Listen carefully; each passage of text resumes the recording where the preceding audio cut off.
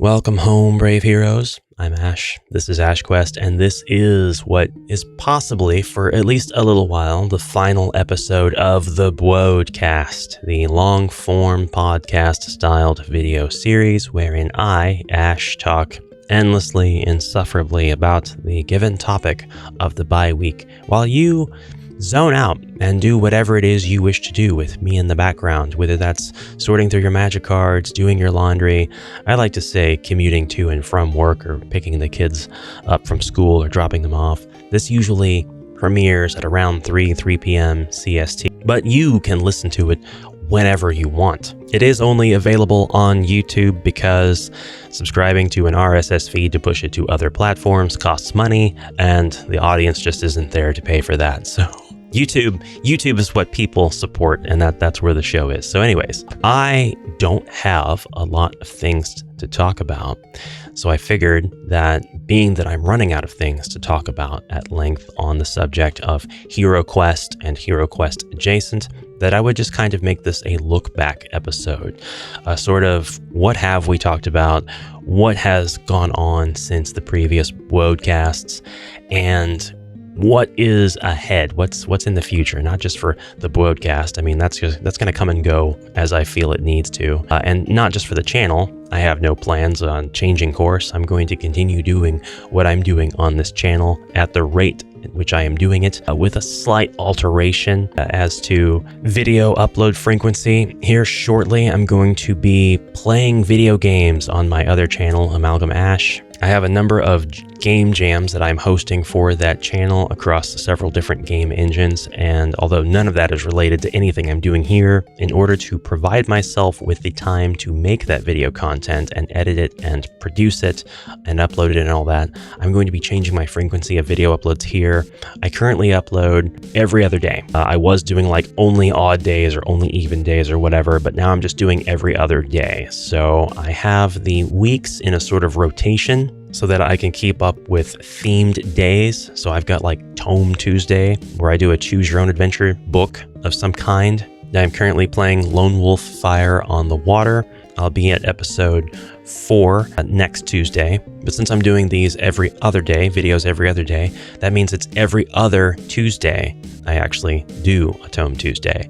And then every other Wednesday, I'm doing a Wah Wednesday, wherein I attempt to show you some Warhammer related content. It's usually going to be Warhammer Underworlds. That's what I've got going on right now, but I'm also trying to combine these with Warhammer Quest Darkwater, and I've got other Warhammer Quest related things that I would like to bring back out and replay, re-show, reproduce content for, something like that. If you've noticed the games in my background, Warhammer Quest is a staple in its shelf. I have all of the Warhammer quests now, except for Blackstone Fortress. I'll get that at some point. I do want that one, because I'm a completionist. Doesn't matter if I'm actually playing the games, as long as I'm spending money and buying them, I guess. And hopefully I'll get to put together the models too, because that's super fun. It's very fun to put together Games Workshop models. It's actually not. If I could find the box with pre-painted miniatures pre-assembled at a decent price, I would do that for sure, 100%, if I liked the paint jobs enough. Otherwise, I'll just get it with the figures already assembled if it's cheaper. Moving on. Monday is the day that I set aside for BwodeCast, and so with no BwodeCast, I'll have to figure out what content I want to put here, but I'll probably make it pretty unthemed like the rest of the days of the week. I was doing Throwback Thursdays. I only have one more video to upload for a Throwback Thursday. Those are the videos that remain unpublished that I took from the Amalgam Ash channel after I split this channel off of it. So the only one that I have left is my Warlock solo playthrough, and then I'll have to drum up some other content to replace that, or we can consider Throwback Thursday anything to do with older dungeon crawlers, older board games. If I get something that's dated by quite a bit, I can unbox it on a Throwback Thursday, and we can check out the mechanics and maybe play it on a Throwback Thursday. Sundays, I like to live stream if I have the spoons for it. If I'm in the mood and I'm pretty well caught up on content and I'm not like buried in editing work, or I don't have a whole bunch of unopened boxes sitting next to me ready to record, and I don't have games that I'm in the middle of trying to record or anything like that, I will do a live stream. And the last live stream was a few weeks ago because I haven't felt like I really wanted to do it. But the giveaways, I actually still have my last giveaway sitting over there. I just have not made the time to ship it out yet. So the winner of the 4 Cthulhu Quest books, as of the time I'm recording this video, I have not shipped that out yet. But I'll follow up with that separately. I'm just trying to be transparent, really, and admit my sins to the world, I guess. So if I ever do a giveaway again on the channel, and I'm sure I will, and you win, it may take a few weeks for me to get around to shipping it to you, but I should be able to do that in no time flat here in the coming weeks. So anyways, I have some personal projects that have a lot to do with restructuring how my game storage works. The wooden shelves that I built are sturdy, they're strong, they're built exactly for the games that I have on them, with few exceptions. One of the few exceptions being that HeroQuest back there used to take up both of the shelves. Not both of the shelves. It used to take up both slots. Let me move out of the way so you can see. On that shelf, I'm going to attempt to point to it. Right there. Used to take up the upper and lower spots on that shelf until I combined all of the playable content into one box. I didn't use any special dividers or organizers or anything. I just used what came with the game system. But for the miniatures that came in their own cardboard boxes and plastic trays, I combined them all. I just combined them all into smaller groups, smaller plastic storage, and I threw them in that box, and I got rid of all the dunnage, and they all fit in one box with no lid left. But that game otherwise is an absolute bear to unbox, let alone play. And I think that that's kind of what I want to talk about also. But let's talk about HeroQuest stuff first. So some of the past episodes on this channel, I'm going to go through right now and we'll look at our podcast. The BwodeCast has 40 episodes here on YouTube. I don't know how many episodes it ended up being on any of the other platforms before I canceled my RSS feed. And honestly, I don't really pay attention to those platforms. I'm pretty sure it's on like Apple Podcasts and Spotify, and I know it's on Amazon. You have to kind of go looking for them, but they are there, but you're not going to see 40 episodes because I didn't start the RSS feed as soon as I started BwodeCast, and I definitely didn't keep it long enough for it to be current. So there's episodes on those platforms out there if you have subscriptions, but it's just not worth the upkeep to do the RSS feed right now. Now, if somebody comes along and they specifically want it on those other platforms and they want to donate to the cause, that's a 100% doable. I can do that. I don't know what kind of content I would be uploading if I'm running out of stuff to talk about, but when I start back up, and I will eventually start back up with the podcast series, they will go to the other platforms as well, if applicable. I really wanted this to be more the year of like collaborations, so I'm really wanting to have more people involved with the channel. I want to reach out and talk to more people. I want to have more interviews. I want to have more discussions with folks. And I've been able to do an asynchronous interview on more than one occasion, but specifically for BwodeCast, I was able to do an asynchronous interview with Alfric HQ. And I don't think I was very convincing as far as like how that was going to work, because our schedules just were not going to line up. I'm like, well, how about if we do it where I record the questions, then you record your responses, then I record a little bit of afterthought to your responses after I get your responses back, and I'll take care of putting it all into the output, the final video. That is the video that you see when you go check out the video where I'm talking to Alfric HQ. That was not all recorded at the same time. It wasn't live.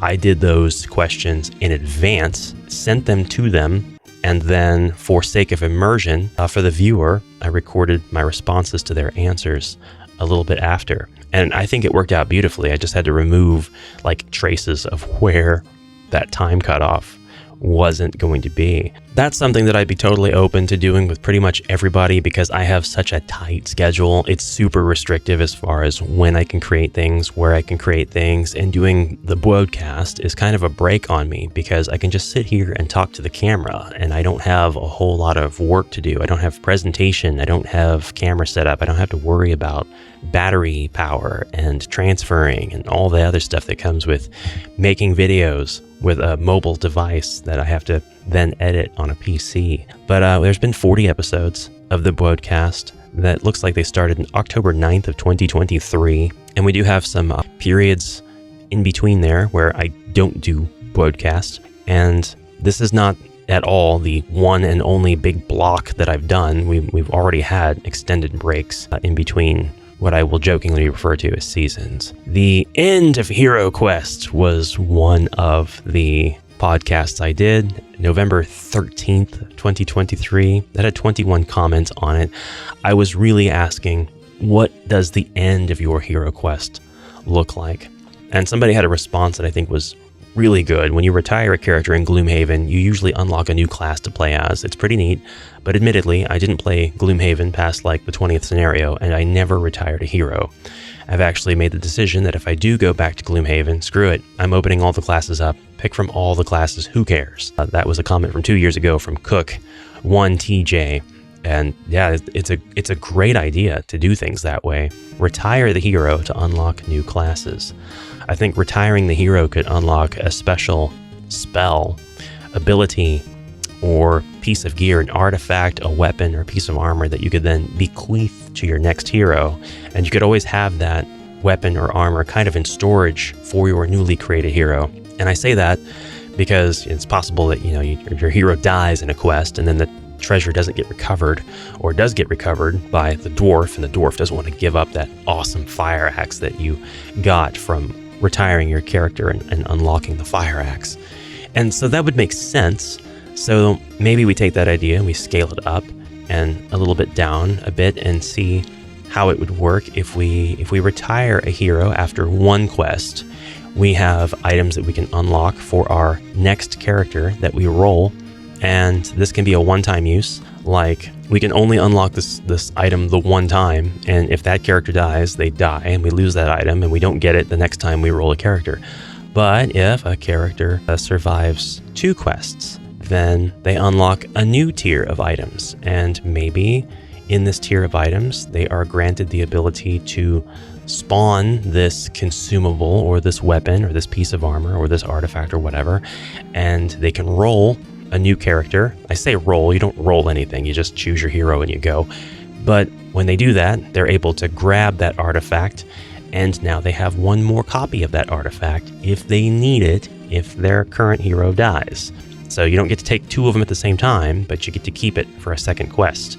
And maybe this number goes up with the amount of quests that you keep the hero. So if your hero survives the 14 quests of the game system and becomes a champion, and it's the same hero the whole time, so like obviously the barbarian is a strong contender for that, then they have a chance to get this 14 use artifact or weapon or armor. So if their barbarian dies on quest 1 of Return of the Witchlord, they can get a new barbarian, change its name and everything, and then grab one of these artifacts, and maybe they have 13 more to grab after. Or maybe we scale that a little differently. Maybe that remains one of the options, but we can say, all right, this weapon you take with you every time you have to spawn a new hero. It doesn't matter, because you've permanently unlocked it with that barbarian that you retired that got through all 14 of the quests of the game system. And now you are working to unlock a new boon that is permanent once you retire your second hero.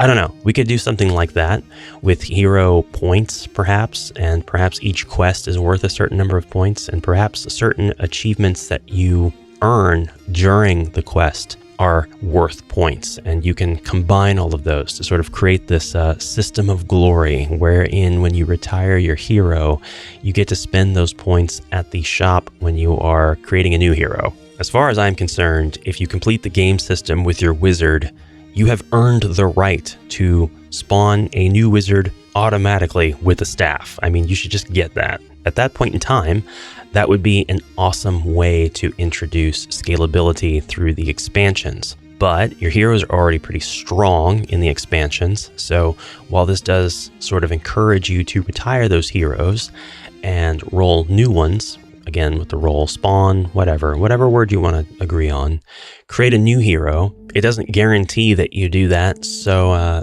in order to maintain the player autonomy, if you choose not to retire your hero and you continue playing past your first expansion, you have entered the realm of the unclaimed lands of the second expansion.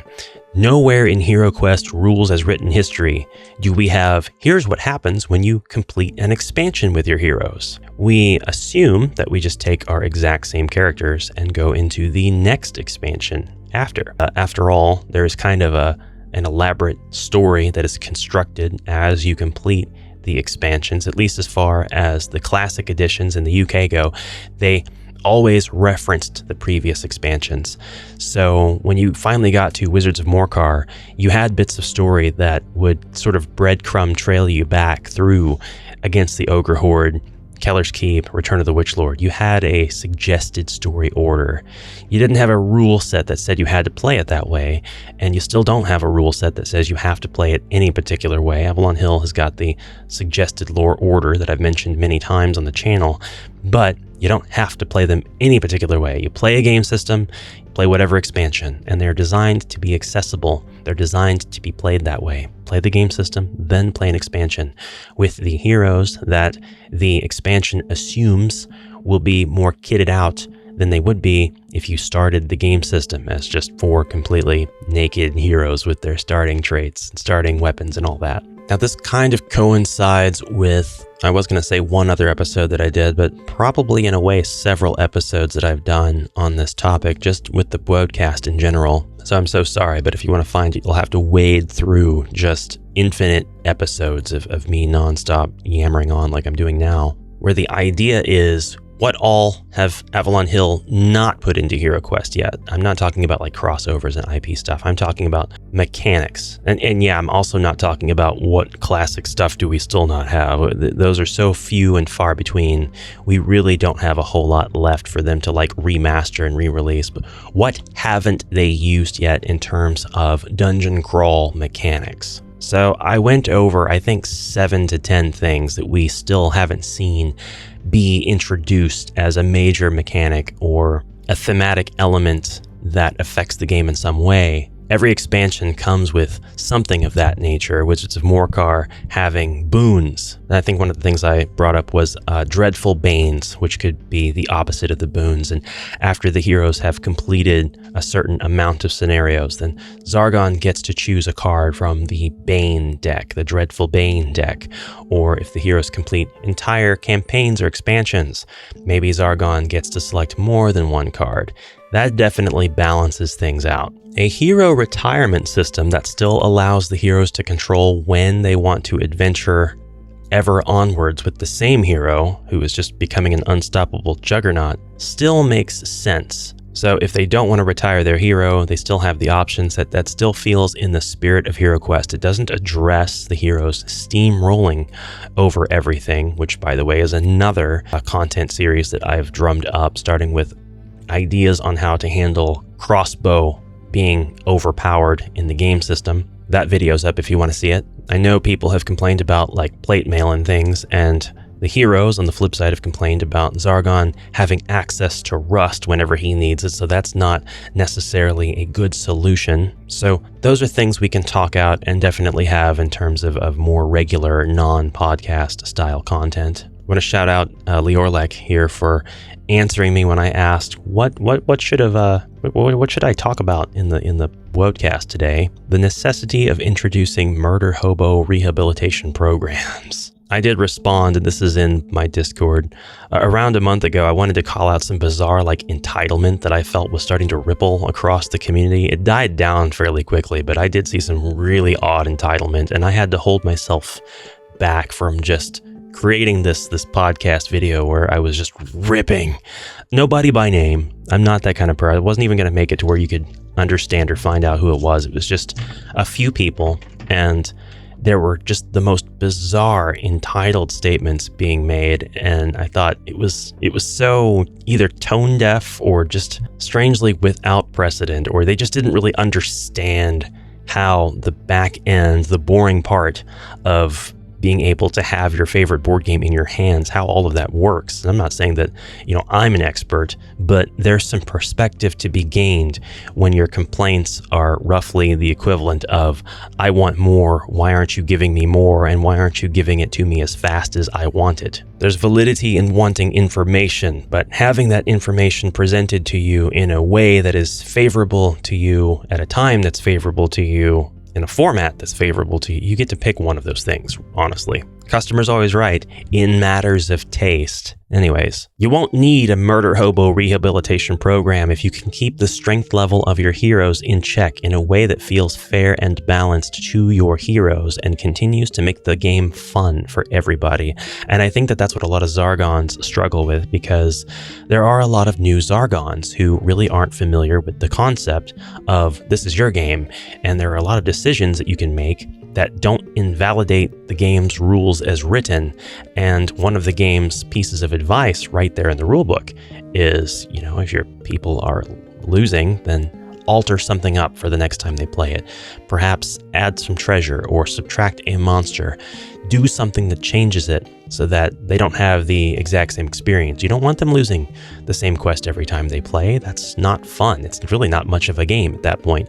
Your job is to facilitate the game in a manner that is fun and challenging and rewarding, and the game system sets all that up for you. It doesn't really hand you the tools per se, as much as it says, here's the map, here's the key, here's the sword. You'll know when to use them when the time is right. And I'm speaking metaphorically, key, sword, map, you as Zargon, although they do give you a blank map in the book. But you don't really have like a whole book to give you the advice that would be extremely helpful to exactly how to Zargon effectively and how to make your own quests and make them fair and balanced. And I don't think there's a lot of people that necessarily go into making a quest thinking, I'm overwhelmed, I don't know what to do, I'm a failure, this is a waste of time. But I think that there are some people like myself who overthink things, and we want to maintain whatever unspoken system has been put in place by the designers of the game. And we want to maintain that momentum that players might feel once they transition from the game system to homebrew quests. So yeah, maintaining that balance is integral, and it's a challenge even when you are playing an expansion. If your characters are already super powerful from just rolling lucky and amassing large amounts of gold and spending it all on just the exact right equipment to sort of form the meta, when they come out of the game system into their very first expansion, rules as written, they might steamroll through the enemies. Yeah, you have a couple of examples where the heroes aren't going to be able to do that super easily, like the Forgotten Legion in Return of the Witch Lord, and just tricky places like that where they might use up all their consumables, say, in the fight against the gargoyle that cannot be killed, and they must, it's a scripted end fight. I don't want to spoil which one that is. Scripted end fights, they are so cheap. They're so cheap. That like you're supposed to lose. So being that you're supposed to lose, they might burn through a lot of healing stuff, which would impede their ability to steamroll the more normal quests ahead of that one. But what do you do beyond that? How do you curtail their steamrollage so that they're having fun? Because as soon as they get to a point where they're steamrolling everything, they are very quickly, maybe unbeknownst to them, on a path of not having as much fun as they could once you reintroduce challenge and reward and that balance. So I think a new expansion would definitely be great opportunity for addressing that and sort of putting in place a rules as written. Hey, if you play the base game system, or you play First Light, or you play Wizards of Morcar as your very first campaign, and then you play an expansion, here's what you should do before you play another expansion. And it should introduce this as, something that's pretty self-contained to the expansion that it's in, and that would also give all of the Zargons a framework. It would give us a precedent. If they said, if you have played the game system, you can start playing this expansion. Or they could continue on with what they did with Wizards of Morcar and say, or you can start by playing this expansion. And I think that that's brilliant. If they can continue doing expansions like that, I think that that is gold, maybe even platinum. It's the rose gold of beginning your quest structure, and the valuation of expansions, it just makes them so much cooler to be able to buy one and then start playing it immediately. It makes it so much more accessible, like infinitely so. It's immediately accessible now. As soon as you buy it, you can play it. Even if you don't have a party of heroes that's completed the game system, it's genius. It's just every expansion needs to be that like that going forward, if they have the bandwidth creatively to create their adventures like that. Hopefully they're using a difficulty system like the one that I developed, or like the one that Zargon developed on the back end, helping them create adventures like that, facilitating their ability to make stuff like that. But I really hope that that's in the cards for future expansions, and that also would help curtail the heroes. It would say, hey, so if you have completed the game system or the game system and an expansion, and now you're playing this one, Temple of the Great Snake God, or whatever the next one could be. That I came up with that out of nowhere. Don't let the rumor mill start. It's got nothing to do with anything that currently exists. Then you should do this. And yeah, we could talk about, the Zargon Dreadful Bane deck, which would kind of be like an analog, sort of, not on purpose. It would be an alternative. It would have vastly different mechanics, options, and scalability than the Chaos deck, or the deck that Listodante created for classic HeroQuest. But same concept, sort of, same idea. This is for the evil wizard player. This is for Zargon. So if the heroes are powerful coming in, they'll have some extra things to be worried about. Now, if those heroes are slain, then we revert back to default. If you start playing this expansion as your very first experience, then we revert back to default. We don't use the cards in this deck, at least until a certain point in the expansion. Say Quest 2, Quest 3, we go ahead and outfit the heroes with some stuff, and that justifies the use of the Dreadful Bane deck. And the Dreadful Bane deck could honestly be an infinite number of things. There could be so many Banes. There could be so many boons that you could give individual monsters, that you could give monster types, that you could give entire factions of monsters. That skeleton, or all skeletons, or all undead, for example. That goblin, that orc, all greenskins. This isn't the What All Has Avalon Hill Not Done Yet with HeroQuest episode, but one of the things that they haven't done is really introducing factions more officially. Factioning, again, is not a term that exists in the vanilla game of HeroQuest or any of its expansions, but it's fun to think of the greenskins and the undead as sort of factions and have their colors mean something as far as that goes. All white models on the board or all green models on the board will have X buff or X thing happen to them. All gray models are chaos. All light blue models are elven, and so on. But if the heroes got really powerful, they might make a sort of bounty system that applies to villains. So there might be a Mercenaries guild that doesn't necessarily answer to Zargon. And if you want to see me really flesh out this idea, I have a Factions in HeroQuest video. I'm going to go ahead and shill my work on that also. But the idea is this guild of monsters and enemies who don't necessarily work for anybody except the highest bidder. They've got their own bounties. And if the heroes are particularly powerful, then now they should have a bounty on their heads. The monsters need to take them down, so they're going to hire these mercenaries. And so this could be an alternative to the Dreadful Bane deck, or it could be a card in the Dreadful Bane deck. One of these mercenaries will appear in the quest that you are playing, and it's a pretty powerful enemy. It's a particularly skilled enemy. It might have the same stats as a hero character. Heck, it might even use a hero character model, which is now colored gray, or the light blue, or purple, or green, whatever. Just not red, not heroic red. Wouldn't it shock you to play a quest and then your buddy, Zargon, pulls out this chaos, or dread, I should say, gray barbarian, and sets it on the table and says, yeah, this is Krognar. He was hired to take you down, and he is now an enemy in this quest, and he has just appeared in this room if you had played this quest and you hadn't been as strong, if you hadn't completed another expansion already, he wouldn't be in this quest. He's completely optional, sort of. Not really optional, but conditional. It's not the same thing. Now, whether or not you reward the taking down of this particular mercenary, that's up for discussion. We start talking about scalability from that point on. Do we want the heroes to attempt this expansion only after they've played others so that they can get access to the more powerful rewards from taking down the mercenaries that are present? Or do we make it more balanced by saying, no, the mercenaries don't give you any additional rewards when you defeat them. You just get a normal sort of meager reward, maybe 50 GP or something like that.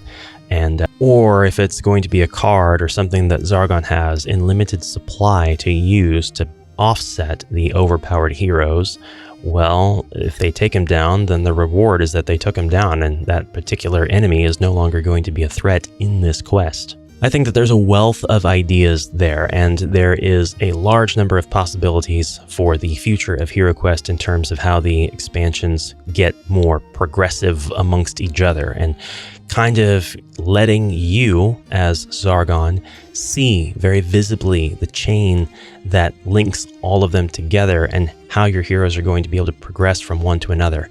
And I think that your heroes, unless they are absolutely in love with your style of homebrew, will feel more rewarded by this rules as written structure, the ability to see ahead in time and know for sure, yeah, we'll be able to tackle these other expansions, and they'll be a little bit harder because we're done with 3 of the expansions and the base game.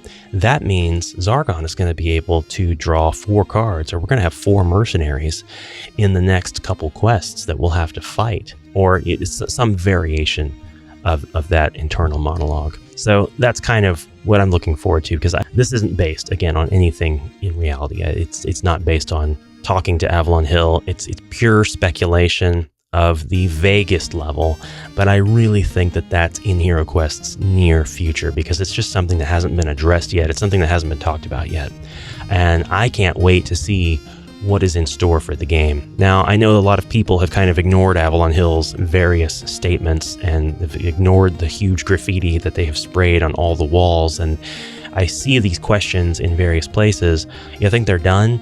I'm worried for the future. I think they're not done. We're going to see more HeroQuest. We're going to see more stuff this very year. Michael at Avalon Hill has said so himself in the Discord, publicly, the Avalon Hill Discord. And he did state he is excited for the things that they have, I'm paraphrasing, excited for what they have to show us, what they have to reveal, and I'm excited to see it. I'm always looking forward to seeing what the cool cats at AH are going to bring us for one of the greatest dungeon crawlers ever. The game that only gets better with each new iteration that they add onto it. So there's the look back at previous broadcasts. There's the what's ahead for the future of HeroQuest, and the channel is really much simpler than that. We're just going to continue to homebrew, and we'll think up a lot of the solutions to the problems that we create ourselves by playing this game and running into all of these supposed dead ends without realizing that we can strike the wall and watch it disappear because it was an illusion the whole time. As with a lot of things, the only real limit is your imagination. And if you don't have any of that, don't worry, you're in the right place. I've got it in spades. I honestly have too much, and I need to give most of it away, so lucky you. Anyway, guys, that's all the time I have for today's broadcast. I thank you very much for your kind attention. I thank you very, very much for your kind support over the years, making the channel as successful as it is. I hope to reach new heights. I still have my 10,000 subscriber goal that I think will definitely be hit here in 2026. The channel, to move on to a more boring subject, it goes up and down. It definitely has its lulls as far as growth. It's a really niche channel, and a lot of people approach it and see that 60%, and yeah, I did do an analysis, it's 60 to 65% of the content is HeroQuest related. And if you don't like that, you're probably not going to like a lot of what's on the channel. But I hope that those people who don't necessarily really play HeroQuest and are here for the other fantasy elements and the other dungeon crawl ideas and unboxings and such will continue to stay, because I have a lot of stuff in that 40 to 45% 35 to 40%. That's not HeroQuest. It is more celebrating design decisions, design convention, how to homebrew, how to combine assets.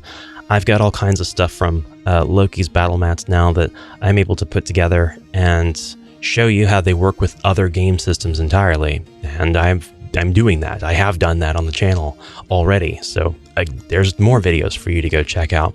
Will Loki's cyberpunk maps work with the Batman, the animated series Shadows of the Bat board game as a Gotham City? Yes, it absolutely will. It works better than the actual boards that the games come with. Will it work for Mutant Chronicles? I'm starting to lose my voice, so I'm going to wrap this up. That is the long and short of my take, my perspective of what's going to go on in the short term with this series, the BwodeCast, with this channel, AshQuest, and with me, Ash, and with HeroQuest, the game that 90% of you are here for.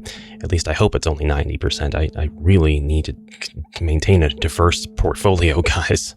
And now I shall take my leave. So, thank you again for everything, and I will see you in the next exciting adventure. Until then, brave heroes, I bid you farewell for now. Bye-bye.